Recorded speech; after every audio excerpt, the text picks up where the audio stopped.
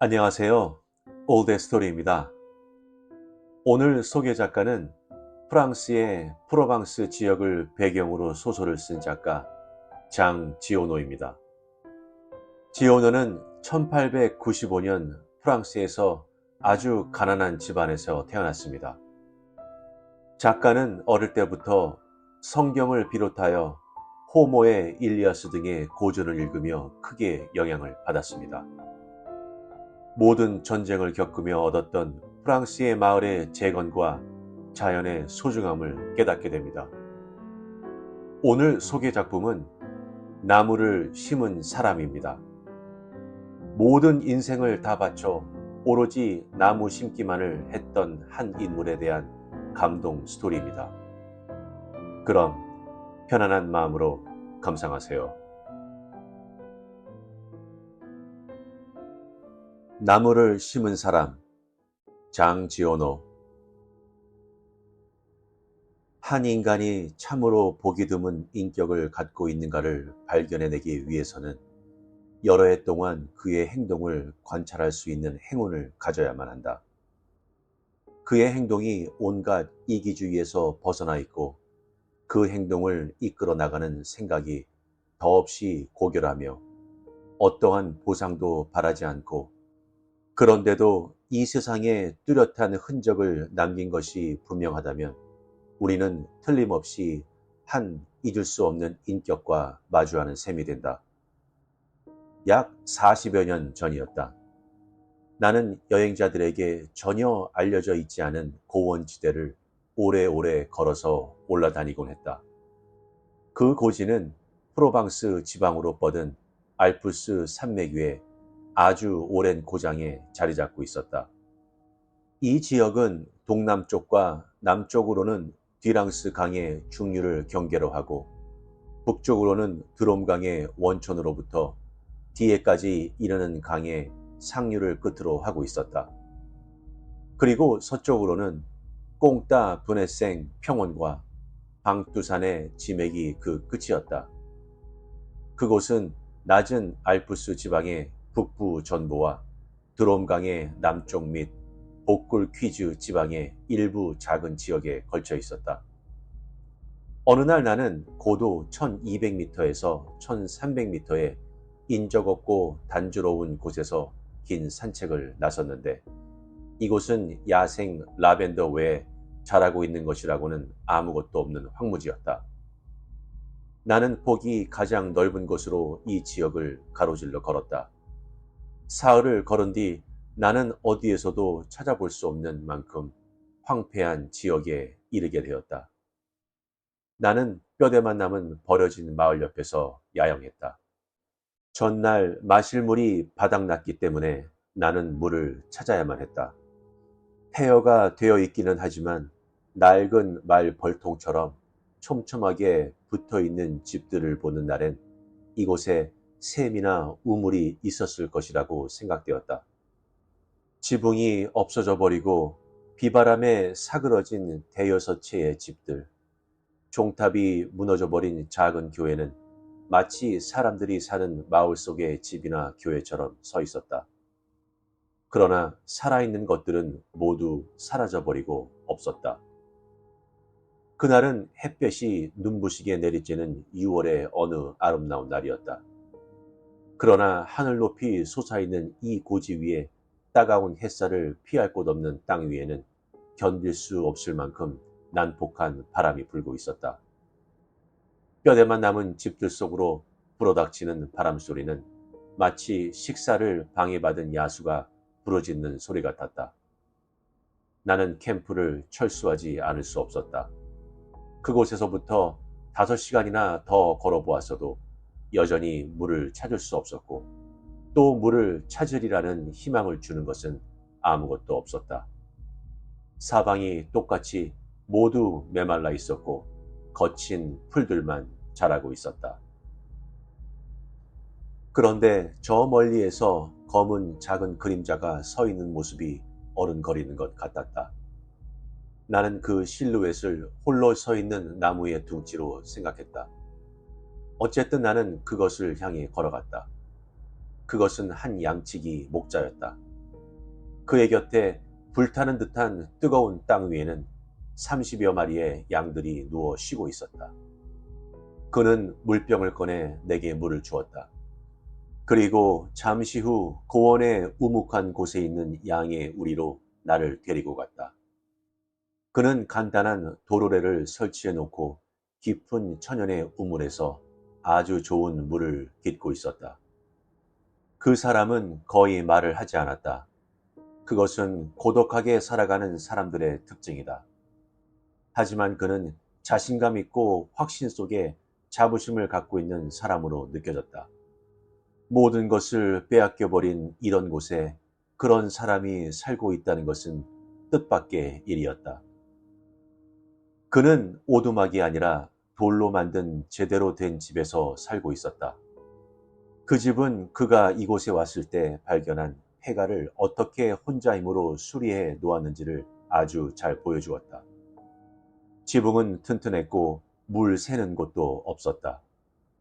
바람이 지붕을 두드려 기와 위에서 내는 소리가 마치 바닷가의 파도 소리 같았다. 살림살이는 잘 정돈되어 있었다. 그릇은 깨끗하게 씻겨 있었고 마루는 잘 닦여 있었으며 총은 반질반질했다.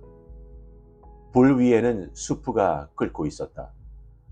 그때 나는 그 역시 산뜻하게 면도한 얼굴을 하고 있고 옷에 단추가 단단히 달려 있으며 기운 것이 눈에 보이지 않게 옷이 세심하게 수선되어 있는 것을 알 수 있었다. 그는 수프를 나누어 주었다. 식사 후 담배 쌈지를 권하자 그는 담배를 피우지 않는다고 했다. 그의 개 또한 주인처럼 조용했으며 거칠지 않고 상냥했다.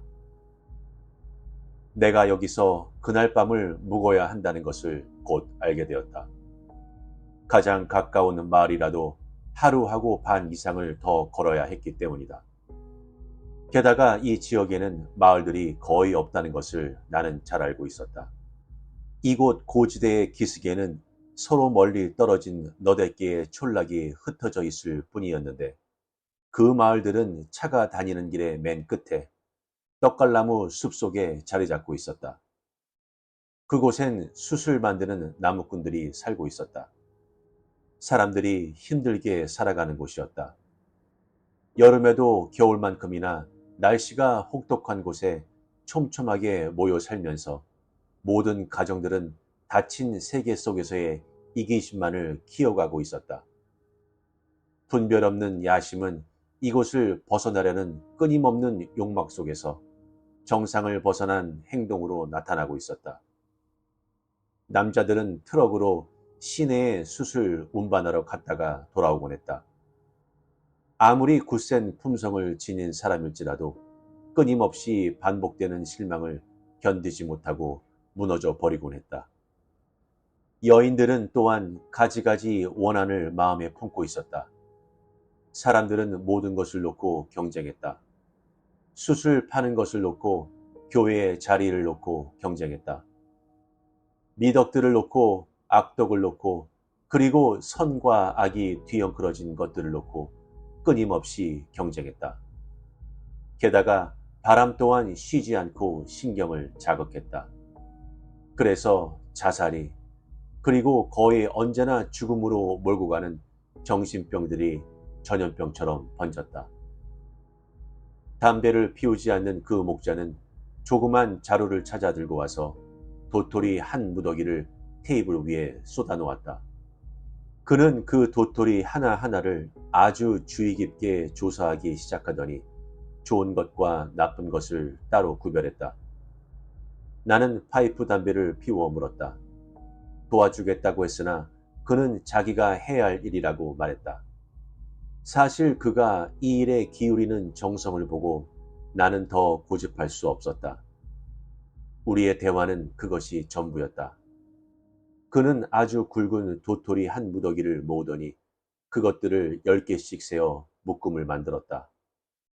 그러면서 그는 작은 것이거나 조금이라도 금이 간 것들을 제쳐놓았다. 더 자세히 조사하기 위해서였다.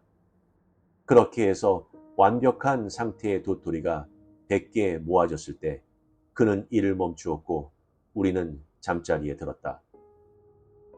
이 사람과 함께 있으면 평화가 있었다. 다음 날 나는 그의 집에서 하루 종일 쉴 수 있게 해달라고 청했다. 그는 그것을 아주 당연하게 생각했다. 아니, 더 정확히 말하자면 아무것도 그를 방해할 수 없다는 인상을 나는 받았다.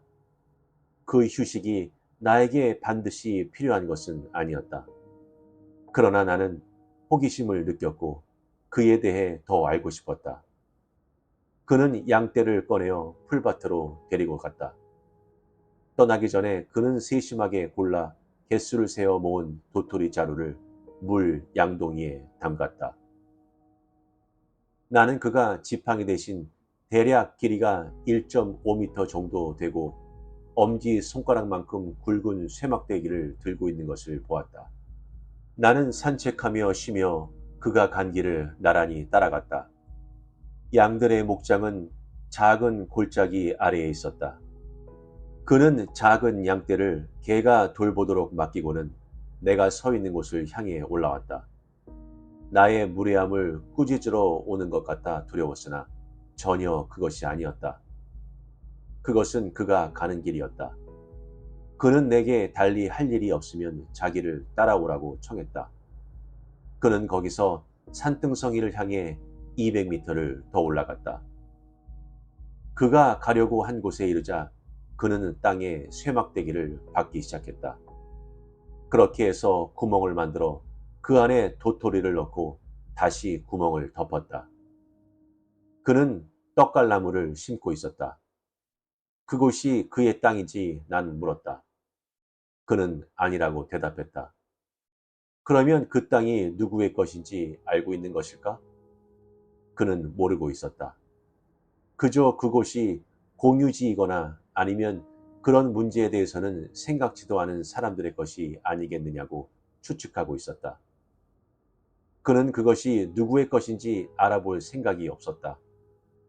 그는 아주 정성스럽게 100개의 도토리를 심었다.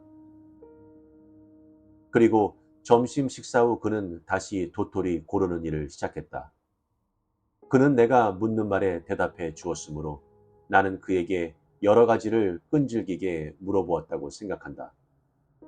3년 전부터 그는 이런 식으로 고독하게 나무를 심어왔다고 했다. 그래서 그는 10만 그루의 도토리를 심었다. 10만 개의 씨에서 2만 그루의 싹이 나왔다.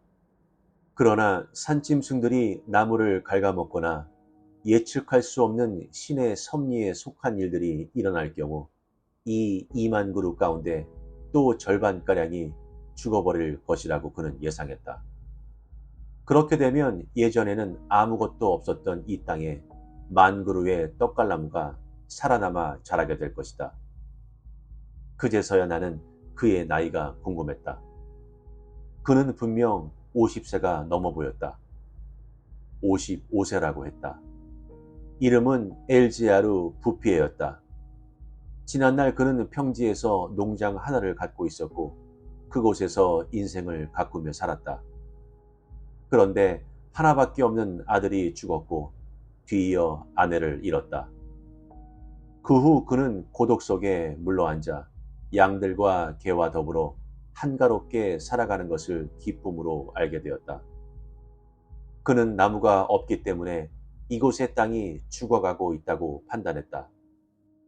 그는 달리 중요할 일거리도 없었으므로 이런 상태를 개선해 보기로 결심했다고 덧붙였다. 그때는 나 역시 젊은 나이에도 불구하고 고독하게 살아왔기 때문에 다른 고독한 사람들의 영혼에 섬세하게 접근할 줄 알았다. 그럼에도 불구하고 나는 한 가지 실수를 저질렀다. 정확히 말해 내 젊은 나이는 나 자신과 관련지어서만 그리고 어떤 행복의 추구만을 염두에 두고 미래를 상상케 했던 것이다. 그래서 나는 30년 후면 1만 그루의 떡갈나무가 아주 멋진 것이 될 것이라는 말을 하고 만 것이다. 그는 아주 간단하게 대답했다. 만일 30년 후에도 하나님이 그에게 생명을 주신다면 그동안에도 나무를 아주 많이 심을 것이기 때문에 이 만그루는 바닷속에 물방울 같을 것이라고 말했다. 게다가 그는 벌써부터 밤나무를 번식시키는 것을 연구하고 있으며 그의 집 근처에 이 나무의 열매에서 길러낸 묘목원을 갖고 있었다. 울타리를 세워 양들이 접근하지 못하게 잘 보호해 놓은 묘목들, 즉 그의 연구 재료들은 아주 아름다웠다. 그는 또한 지면에서 몇 미터 지하에 어느 정도 습기가 고여 있을 것 같은 땅에는 자작나무를 심으리라고 생각하고 있다고 말했다. 그 다음 날 우리는 헤어졌다. 다음 해 1914년에 전쟁이 일어나 나는 5년 동안 이 전쟁에 참가했다. 나는 한낱 보병 병사의 몸이었으므로 나무에 대해서는 거의 생각할 수가 없었다. 진실을 말한다면 그런 일 자체는 나에게 아무런 흔적도 남기지 못했다.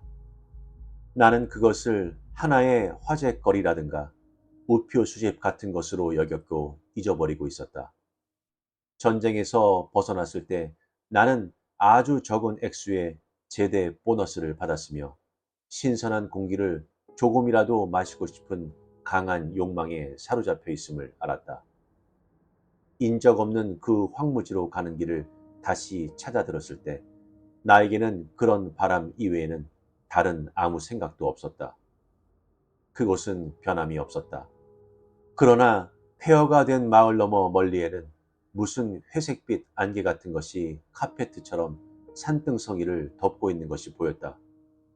사실 난 여기 오기 전날부터 나무를 심던 그 목자를 생각했다. 만그루의 떡갈나무라면 꽤 넓은 공간을 차지하고 있을 거야 하고 나는 생각했다. 나는 지난 5년 동안 너무 많은 사람들이 죽어가는 것을 보았기 때문에 엘제아르 부피에 역시 죽었으리라고 쉽게 생각했다. 게다가 20대의 나이에는 50대의 인간들이란 죽는 것 외에는 별로 할 일이 없는 늙은이라고 생각하기 마련이어서 더욱 그러했다. 그는 죽지 않고 살아있었다. 아주 활력이 넘쳐 보였다. 그는 생업도 바꾸었다. 양들을 4마리만 남기고 대신 100여 개의 벌통을 갖고 있었다. 그는 어린 나무들을 위협하는 양들을 치워버린 것이다. 그동안 그는 전혀 전쟁 때문에 불안을 느끼지는 않았다고 했다. 그리고 나는 그것을 확인했다. 그는 태연하게 여느 때와 다름없이 나무를 계속 심었던 것이다. 1910년에 심은 떡갈나무들은 그때 10살이 되어 있었다. 그리고 나무들은 나보다 그리고 엘지아르 부피에보다 더 높이 자라 있었다. 그것은 인상적인 모습이었다. 나는 문자 그대로 말문이 막혔다. 엘지아르 부피에도 말이 없었기 때문에 우리는 침묵 속에서 그가 키워놓은 숲을 산책하며 하루를 보냈다. 숲은 3구역으로 나뉘어져 있었는데 가장 폭이 큰 것은 11km나 되었다. 이 모든 것이 오로지 아무런 기술적인 장비도 지니지 못한 한 인간의 손과 영혼에서 나온 것임을 기억할 때마다 나는 인간이란 파괴가 아닌 다른 분야에서는 하나님처럼 유능할 수 있다는 것을 깨닫곤 한다. 그는 자기 생각을 꾸준히 실천해 가고 있었다. 내 어깨 높이에 와닿는 밤나무들이 눈앞에 끝없이 펼쳐져 있는 광경이 그것을 증명해 주고 있었다. 떡갈나무는 빽빽히 자라 있었고 들짐승에게 갈아먹혀 피해를 입는 나이를 넘어서 있었다. 신 자신이 이 피조물을 파괴하려는 섭리를 갖고 있다면 앞으로는 태풍에게나 도움을 청해야 할 것이다. 그는 또 감탄할 만큼 잘 가꾸어진 자작나무 숲을 보여주었다. 5년 전, 그러니까 1915년 내가 베르덩 전투에서 싸우던 시기에 심은 나무들이었다. 밑에 습기가 있으리라고 정확하게 짐작했던 모든 땅에 그는 자작나무를 심었던 것이다. 자작나무들은 젊은이같이 부드러웠고 아주 단호한 모습으로 서 있었다. 창조란 연달아서 새로운 결과를 만들어내는 것 같다. 하지만 엘지아르 부피에는 그런 데에는 관심이 없었다. 아주 단순하게 자신의 일을 고집스럽게 추구할 뿐이었다.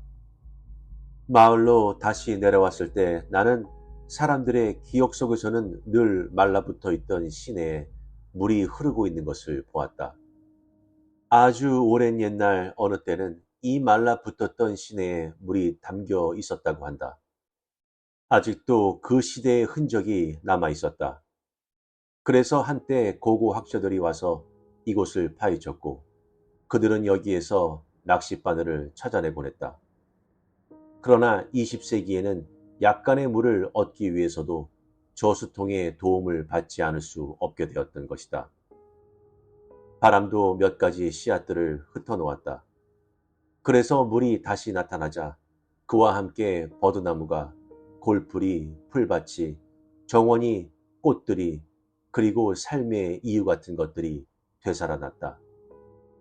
그러나 그 모든 변화는 아주 천천히 일어났기 때문에 습관처럼 익숙해져서 아무런 놀라움도 가져다 주지 않았다. 산토끼나 멧돼지들을 잡으려고 외롭게 산을 타는 사냥꾼들은 작은 나무들이 많이 번식하고 있는 것을 분명히 확인했으나 그것은 그저 땅이 자연스럽게 부리는 변덕 탓이라고 여겼다. 그래서 아무도 이 사람의 일에 간섭하지 않았다. 사람들이 그에게 의심을 두었다면 그들은 그에게 반감을 가졌을 것이다. 그는 의심을 느끼게 할 만한 데가 없는 사람이었다. 훌륭하고 고결한 그의 인격 속에 이처럼 끈질긴 고집이 있다는 것을 사람들과 관리들 가운데 누가 상상인들 할 수 있었겠는가? 1920년 이래 나는 1년에 한 번씩은 엘제아르 부피에를 방문했다. 그동안 그가 좌절하거나 회의에 빠지는 것을 나는 전혀 본 적이 없었다. 그러나 하나님 자신은 그를 그런 어려움 속으로 종종 밀어넣었던 것은 아실 것이다. 나는 그가 겪었을 곤란에 대해서는 헤아려 보지 않았다. 그러나 그와 같은 성공을 거두기 위해서는 역경과 싸워 이겨내야 했을 것이고 그러한 열정이 확고한 승리를 거두기 위해서는 절망과 싸워야 했을 것이라는 것을 쉽게 상상할 수 있다. 그는 1년 동안에 10,000그루가 넘는 단풍나무를 심었는데 모두 죽어버린 일도 있었다. 그래서 그 다음 해가 되자 그는 단풍나무를 포기하고 밤나무를 다시 심었으며 그리하여 떡갈 나무들보다 더 성공을 거두었다. 하지만 이런 보기 드문 인격을 가진 사람을 조금이라도 더 정확하게 이해하려면 우리는 그가 철저한 고독 속에서 일을 했다는 것을 잊어서는 안 된다. 그는 너무나도 완전한 고독 속에서 살았기 때문에 생애의 마지막 시기에는 말하는 습관을 잃어버리기까지 했다. 아니, 어쩌면 그럴 필요를 느끼지 못했던 것이 아닐까? 1933년 엘지아르 부피에는 깜짝 놀란 산림 관리인의 방문을 받았다. 이 관리는 천연숲의 성장을 위태롭게 할까 두려우니 집 밖에서 불을 피우지 말라는 명령을 이 목자에게 통고했다. 그 관리는 순진하게도 숲이 스스로 혼자 커가는 것은 생전 처음 본다고 말했다. 그 시기에 엘지아르 부피에는 집에서 12km 떨어진 곳에 밤나무를 심으러 가곤 했다. 그때 그는 이미 75세였기 때문에 매일 오고 가는 수고를 덜기 위해 나무 심는 바로 그 장소에 오두막 돌집을 하나 지으려는 생각을 하고 있었다. 그는 다음 해에 그 집을 지었다. 1935년에는 정부의 진짜 대표단이 천연의 숲을 시찰하러 왔다. 산림청의 고위관리와 국회의원, 전문가들도 함께 왔다. 그들은 쓸데없는 말들을 많이 했다. 그들은 무엇인가를 하기로 결정했는데 그러나 다행스럽게도 단 한 가지 유익한 일을 제외하고는 아무 일도 하지 않았다. 즉, 숲을 국가의 관리 아래 두고 사람들이 숯을 만들어 오는 일을 금지한 것이다.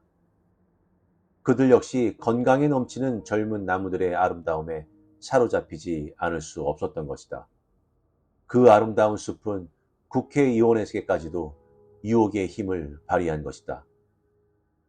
대표단의 산림 관리관들 가운데 내 친구가 한 사람 있었다. 나는 그에게 이 숲의 비밀을 설명해 주었다. 그리고 그 다음 주 어느 날 우리 두 사람은 엘지아르 부피에를 찾아갔다. 우리는 대표단이 시찰한 지점에서 20km쯤 떨어진 곳에서 한참 일하고 있는 그를 발견했다. 그 산림관리관은 쓸모없는 친구가 아니었다.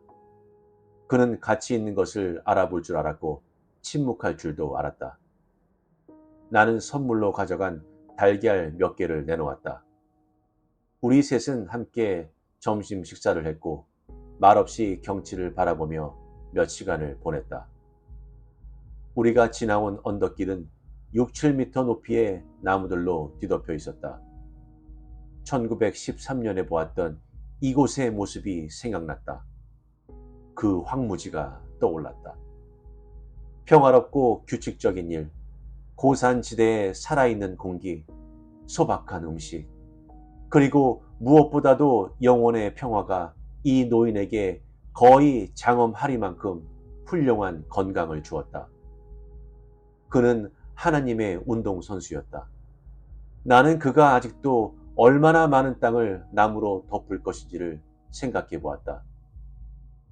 떠나기 전에 내 친구는 이곳의 토양에 알맞을 것 같은 몇몇 나무 종류에 관해 간단하고 짧게 제안했다. 그러나 그것을 고집하지는 않았다. 그 친구는 나중에 그는 그런 것에 대해 나보다 더 많이 알고 있었다고 나에게 말했다. 1시간쯤 걸은 뒤에 생각이 떠오른 듯 친구는 이렇게 덧붙였다. 그는 나무에 대해 그 어느 누구보다도 훨씬 많이 알아. 그는 행복할 수 있는 멋진 방법을 발견한 사람이야. 라고. 이 산림관리관 덕분에 숲만이 아니라 엘지아르 부피의 행복도 보호받을 수 있었다.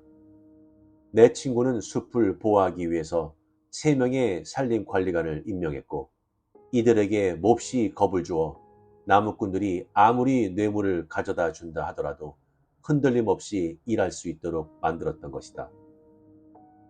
엘지아르 부피의 작품이 심각한 위험을 맞았던 것은 1939년에 일어난 2차 세계대전이었다.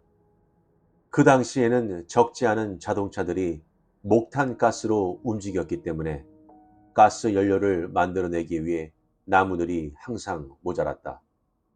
그래서 사람들은 1910년에 심은 떡갈 나무부터 베기 시작했다.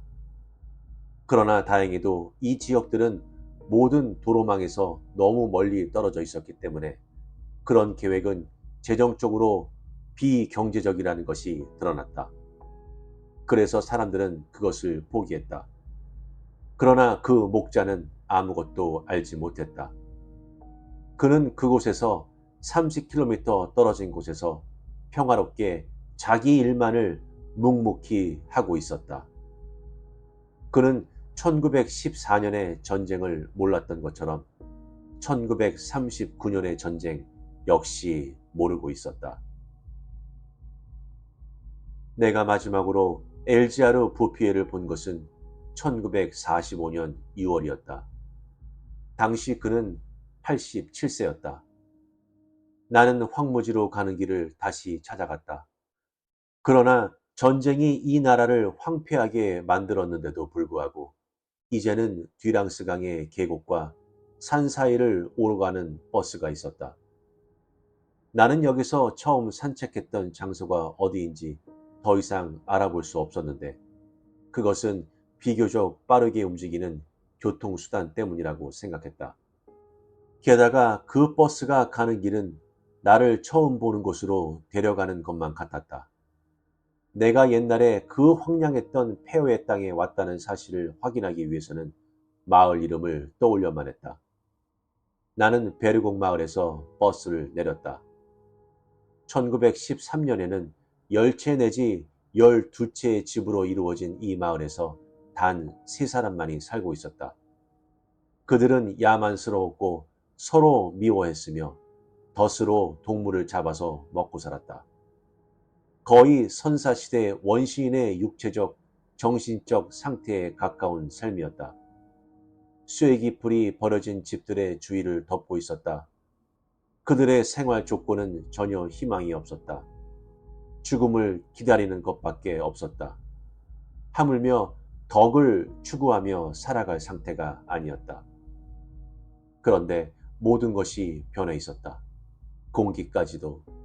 옛날에 나를 반겨주었던 건조하고 난폭한 바람 대신에 향긋한 냄새를 실은 부드러운 미풍이 불고 있었다. 물 흐르는 소리 같은 것이 저 높은 언덕에서 들려오고 있었다. 그것은 바람 소리였다. 게다가 더 놀라운 것은 못 속으로 흘러 들어가고 있는 진짜 물소리가 들리는 것이었다. 나는 샘이 만들어져 있는 것을 보았다. 물은 풍부하게 넘쳐 흘렀다. 그리고 나를 가장 감동시킨 것은 그 샘 곁에 이미 4살의 나이를 먹었음직한 보리수 나무가 심어져 있는 것이었다. 이 나무는 벌써 무성하게 자라 있어 의문의 여지 없이 부활의 한 상징임을 보여주고 있었다. 더욱이 베르곡 마을에는 사람들이 노동을 한 흔적이 뚜렷했다. 사람은 희망을 가져야만 일을 할 수 있다. 그러니까 희망이 이곳에 다시 돌아와 있었던 것이다. 마을 사람들은 허물어진 집들을 치우는 한편 무너진 벽들을 모두 부수고 5채의 집을 다시 지었다. 그 뒤 마을 사람들의 수는 28명이 되었는데 그 가운데는 4쌍의 젊은 부부도 있었다. 산뜻하게 벽을 바른 새 집들 주위에 채소밭이 둘러싸고 있었다. 그 채소밭에는 이것저것 섞여 있었지만 가지런히 심은 야채, 꽃, 배추, 장미꽃나무, 부추, 금오초, 샐러리, 아네모네들이 자라고 있었다. 이곳은 사람들이 살고 싶은 마을이 되어 있었다. 그곳에서부터 나는 길을 걸어서 갔다. 우리들이 이제 막 빠져나온 전쟁은 아직 삶의 완전한 개화를 허락하지 않고 있었지만 이미 변화는 일어나 있었다. 나지막한 산기슭에는 보리와 호밀이 자라고 있었고 좁은 계곡 바닥에는 푸른 초원이 펼쳐져 있었다. 이 지역 전체가 건강과 번영으로 다시 빛나기 위해서는 그로부터 8년의 세월이 흐르는 것만으로 좋겠다. 내가 1913년에 보았던 폐허의 자리에 지금은 잘 단장된 아담하고 깨끗한 농장들이 들어서 행복하고 안락한 삶을 말해주고 있다. 옛날에 그 샘들은 숲이 머금고 있었던 비와 눈에서 물을 받아 다시 흐르기 시작했다. 사람들은 그 샘물로 물길을 만들었다. 단풍나무 숲속에 있는 농장마다 샘물이 흘러들어 융당 같은 바카이 위로 넘쳐오르고 있었다. 마을은 조금씩 재건되었다. 땅값이 비싼 평야지대의 사람들이 이곳으로 이주해와 젊음과 활력과 모험 정신을 가져다 주었다.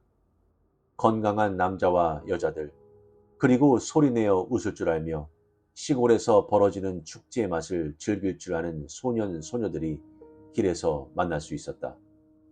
기쁨 속에서 살아가게 된 뒤로는 알아볼 수 없을 만큼 모습이 변한 옛 주민들, 그리고 새로 이주해온 사람들의 수가 10,000명이 넘었다. 그들은 모두 자신들이 누리는 행복의 빛을 엘지아르 부피에게 가지고 있었다. 단순히 육체적 정신적 힘만을 갖춘 한 사람이 홀로 황무지에서 이러한 풍요한 땅을 만들어낼 수 있다는 것을 생각할 때면 나는 그 모든 것에도 불구하고 인간의 조건이란 참으로 경탄할 만한 것이라는 것을 깨닫곤 한다. 그리고 그런 결과를 얻기 위해 가져야만 했던 위대한 영혼 속의 끈질김과 고결한 인격 속의 열정을 생각할 때마다 나는 신에게나 어울릴 이런 일을 훌륭하게 이루어낼 줄 알았던 그 소박한 늙은 농부에게 무한한 존경심을 품게 된다. 엘지아르 부피에는 1947년 반홍 요양원에서 평화롭게 눈을 감았다.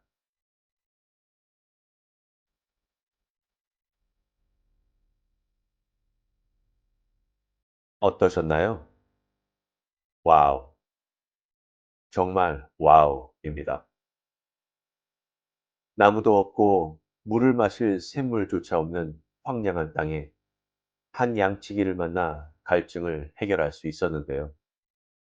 그 양치기는 고독한 삶 그 자체였습니다. 그러나 그 양치기는 그러한 꿋꿋함과 고집스러운 점이 결국 많은 성공을 이루게 되는 셈인데요.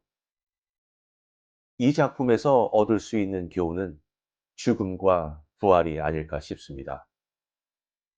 전쟁으로 인한 폐허와 멸망, 그러나 재건의 의미로 다시 나무 심기를 통해 도시가 부활하게 되는, 정말 대한민국이 한국 전쟁을 치르고 나라가 재건하는 모습이 연상되기도 합니다. 결국 괴롭고 고독하고 외로운 싸움이긴 하지만 물러서지 않고 오로지 앞만 보고 달리는 그 양치기처럼 우리도 단 한순간의 성공이 아닌 꾸준함과 끈기를 가져야겠다는 생각이 절로 나게 하는 감동적인 작품이었던 것 같습니다. 여러분들은 어떻게 느끼셨나요? 여러분들도 지금 고독한 싸움을 하고 계신가요? 계시다면 끝까지 싸우시기 바랍니다. 저도 열심히 고독하게 싸우도록 하겠습니다. 구독과 좋아요는 영상 제작에 많은 힘이 됩니다. 감사합니다.